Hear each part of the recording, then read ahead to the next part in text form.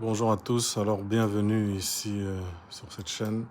À la demande de quelqu'un, je vais faire une explication encore plus détaillée de ma stratégie. Vous savez qu'on ne peut pas donner une stratégie complète en une seule vidéo, donc je vais donner une autre partie, un autre bout. Et si vous avez des questions, n'hésitez pas à les poser en commentaire et j'y répondrai. Donc, comme toujours, comme on avait vu dans le chemin complet, on doit commencer en HTF.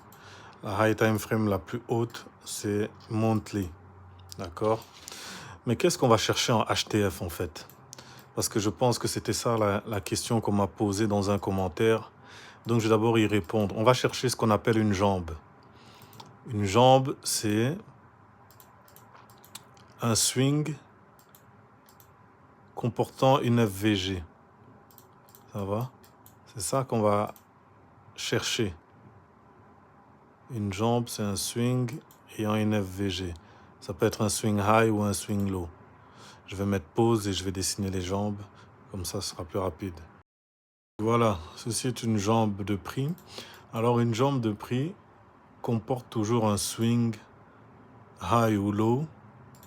Ici, dans ce cas, ce sera un swing high et une FVG. Donc, le gap ici entre les deux bougies, c'est une FVG. Si vous ne savez pas c'est quoi, ce que c'est qu'une FVG, je vous invite à aller regarder mes vidéos précédentes sur les FVG. Donc, l'écart, c'est un pattern de 3 bougies et l'écart entre la première et la troisième bougie, ici, ça en fait une FVG. Donc, ceci est une FVG baissière, ceci est un swing. Donc, un swing, une FVG, on a une jambe, ça va? Donc, on peut avoir une jambe, comme c'est le cas ici, baissière. Et donc, la jambe baissière va nous pousser à chercher des opportunités de vente ou on peut avoir une jambe haussière qui, dans un premier temps, va nous pousser à chercher des opportunités d'achat. Maintenant, si la jambe baissière ici n'est pas respectée, donc sa FVG n'est pas respectée, et on a par exemple cette bougie qui va clôturer et invalider ce gap, mais là, on pourra chercher des opportunités acheteuses et vice-versa pour le cas où ce serait une jambe haussière et on invaliderait la FVG haussière.